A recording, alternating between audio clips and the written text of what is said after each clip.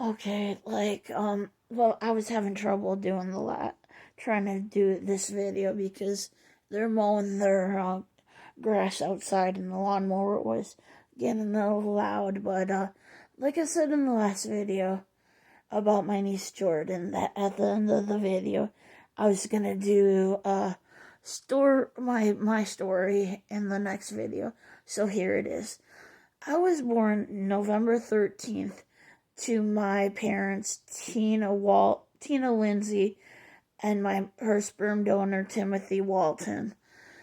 But I don't remember much. I have an older sister named Andrea, and I guess, we're living with Timothy Walton.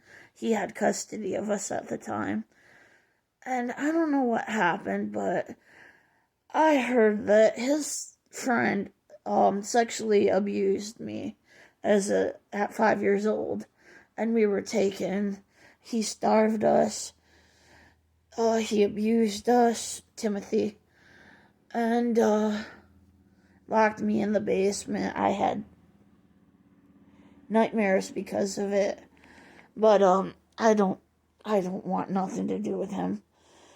And with my mother, Tina, I don't blame any of this on her. Why we were adopted and taken, because I know what kind of woman she was, and I know she probably tried her best. And she's just a loving, sweet woman, and I miss her. She passed away from cardiac arrest and a heat stroke back in 2012 when my daughter was a few months old. And my daughter was living with her foster family at the time in Leroy, Michigan. My daughter's name is Autumn. Well, that's another story. But she was, okay. Okay, let's get back to me. I'm sorry, I'm just getting off track. Okay. So, I don't blame my mother. But I was taken into foster care with my older sister, Andrea. I had two other sisters younger than me. At the time, their names were Erin and April. But once they got adopted to their mother, Tammy, or Tracy or something, they got their names changed to Bethany and Kristen. I never got to see them until later in life. But anyway, I was in foster care while my sperm donor and mother were going through the process of getting us back. But since all the bad things happened and everything, they ended up signing the rights over, and I was adopted a year later by my foster family. It's kind of funny how me and my adopted mother met. Something happened, and all I know is that I can't see this woman as like an angel. Like, oh my God, this woman's gonna save me. So I come up at 5 years old, run into this woman crying, like, please save me, dealing with this child abuse and sexual abuse and everything. She wraps me up in her arms and she takes me home and ends up adopting me a year later. And she adopted me under, like, Christian morals, like, you love Jesus, and everything. And with my Navy vet father who fought in Vietnam, he was a good man. He raised us well too. He worked in Jackson County Prison with the inmates in the commissary.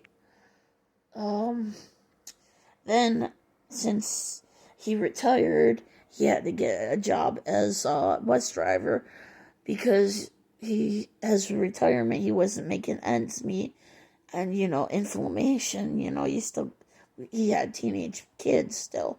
So he had to get a bus driving job so he can feed us kids. But he ended up developing esophageal cancer and passing away in 2017. My mother was a chain smoker. She loved her Virginia Slims, and I'm thinking her secondhand smoke is what caused my dad to have esophageal cancer. Because other than that, he was quite healthy. He never drank. He never smoked cigarettes. He was always working out and everything. He never did drugs or anything. So I'm thinking, but anyway. Yeah.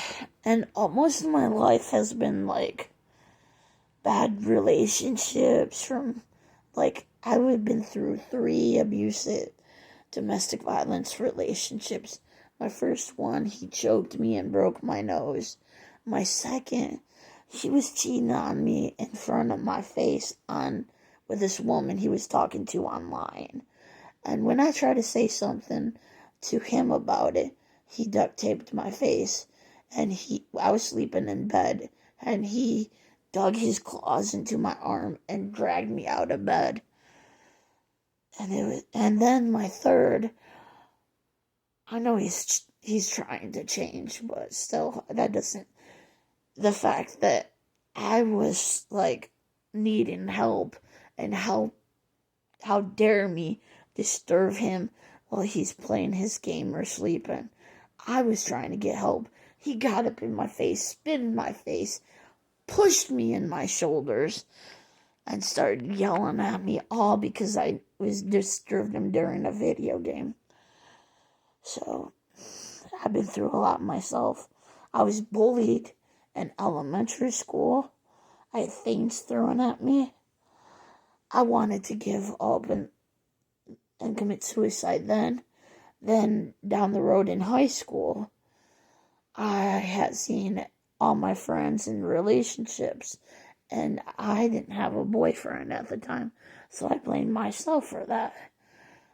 I started cutting myself. And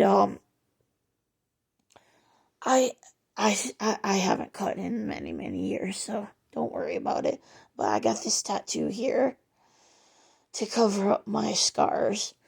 It says it's supposed to be a slit wrist with the blood spelling hope. So anytime I feel like giving up and hurting myself, I just look, be like, there is hope. Just, there is hope. Especially if you believe in Jesus. Because Jesus has never abandoned you and will always be there for you. You are not alone. You are loved and you are wanted. Our Father in heaven created you special. You're alive because,